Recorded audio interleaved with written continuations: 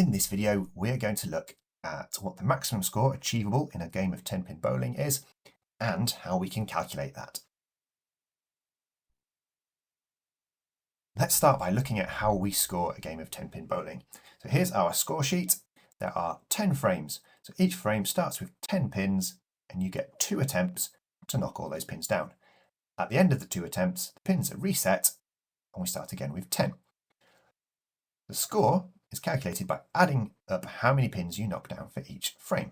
So on frame 1, suppose we hit 3 pins on our first go. There are 7 still standing and we get a second attempt at those, which say we knock down 4 of them. We've knocked down 7 pins, so our score is 7. Frame 2, let's follow that up by hitting a 2, and then we hit 7. So 2 plus 7 is 9. We've got a score of 9 for frame 2, which adds on to the 7 to give a running total of 16.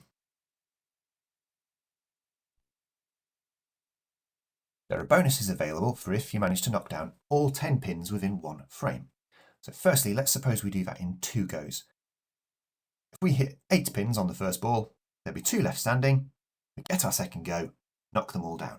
This is called a spare, which is denoted by a /. All 10 pins are down, so we score 10 points. Plus, we get a bonus of whatever we score on the next ball. So frame 2, pins are reset. Suppose we hit 2 of them on our next ball. So our score for frame 1 will be the 10 for the spare, plus the bonus 2, giving us a total of 12. We then score frame 2 as before. So suppose we follow that up with a 7. Our score for frame 2 would be 2 plus 7 is 9, giving us a running total of 21. Now suppose we started off the same way, 8 and a spare. This time we follow this up with a 9 and another spare. It's still only that very first ball that counts as a bonus. So our score for frame 1 would be the 10 plus the 9 of the next ball, which is 19.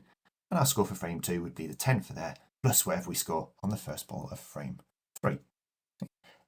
If that ball was to be a 0, if we completely missed, then we would only score the 10 for the spare. Even better than a spare is if we knock down all 10 pins on the very first go of the frame. And we call this a strike, and it's denoted by a cross. Now, as a strike is slightly trickier, we get more of a bonus. This time the bonus is the next 2 balls added on. So in this case, we've started off frame 1 with a strike, the pins are reset for frame 2, and we score a 2 and a 7. So our score for frame 1 would be the 10 for the strike, plus 2 and 7 is 19. And then we score as normal. So the score for frame 2 would be 2 plus 7 is 9. So our running total is 28. Note that it doesn't matter if we completely mess up the next ball. So for example here, we've got a strike on the first go, followed by 0 for the first ball of frame 2, and then a 2. It would still work the same way. So our score for frame 1 would be 10 for the strike, plus 0 plus 2, so 12. And then a score of 2 for frame 2 is 14. One thing that's important to remember is that the bonus for the strike is the next 2 balls. These don't have to be in the same frame.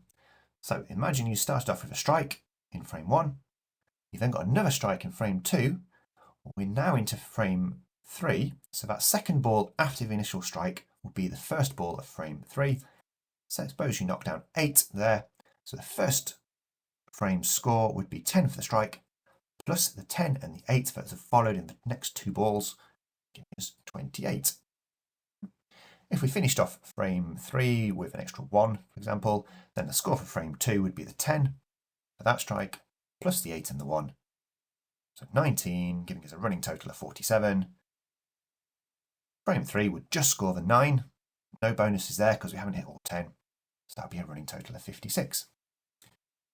If you manage to hit 3 strikes in a row, we call this a turkey. This is the maximum score achievable in a frame. So the score here for frame 1 would be the 10 for the strike itself, plus 2 bonus 10s, because they're the 2 that are followed, giving us a maximum score of 30. Frame 2 would then score the 10, frame 2, plus the next 10, plus whatever is scored in the first roll of frame 4.